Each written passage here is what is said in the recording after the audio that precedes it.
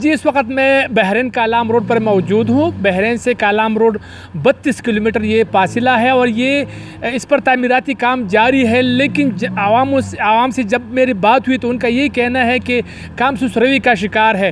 اس وقت assistant commissioner Bahrain عابد مومن ہمارے ساتھ موجود ہیں، ان سے جانتے ہیں کہ کام سست روی کا شکار کیوں ہے اور جو یہ برفباری اس وقت ہو رہی ہے اس میں اگر برفباری یا لینڈ سلائڈنگ ہو جاتی ہے تو اس میں روڈ بند ہونے کا خدشہ ہے یا نہیں ہے اور اس کے لیے کھلنے کا انتظامات ہے یا نہیں ہے۔ السلام علیکم سر۔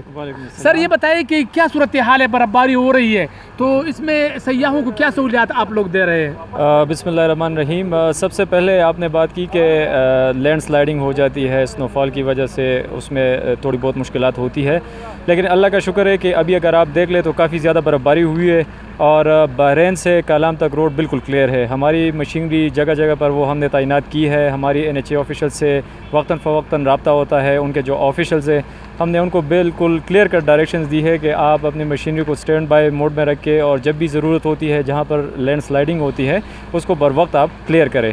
اور دوسری آپ نے کہا کہ سست روی کا شکار، تو اگر آپ دیکھ لیں بحرین سے کالام تک یہ روڈ، اس پہ کافی زیادہ ٹورسٹ آتے ہیں، رش لگا رہتا ہے۔ چونکہ روڈ پہ کام سٹارٹ ہے تو تھوڑا بہت آپ کہہ سکتے ہیں کہ اس میں جگہ جگہ پر تکلیف ہوتی ہے، لیکن پرماننٹ کوئی اس طرح تکلیف نہیں ہے۔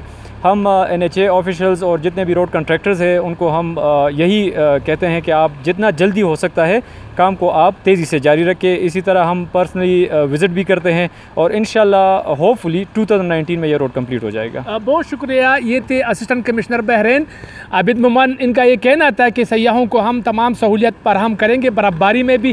یہ جو روڈ ہے کالام، یہ مین روڈ ہے بحرین سے، یہ 32 کلومیٹر کے فاصلے پر ہے اور یہ درد سر بنا ہوا ہے۔ 2010 کے سیلاب میں یہ بہہ گیا تھا اور اس کے بعد ان کا ایک ہی مطالبہ ہے کہ اس مین روڈ کو ٹھیک کر دیا جائے جلد سے جلد، تاکہ سیاحت یہاں جتنی بھی 80 سے زیادہ فیصد جو لوگ ہیں ان کا دار و مدار، اس کا روزی روٹی سیاحت سے جڑی ہے۔ تو وہ کہتے ہیں کہ یہ روڈ تعمیر ہو جائے تو سوات ترقی کی راہ پر گامزن ہو جائے گا۔ جی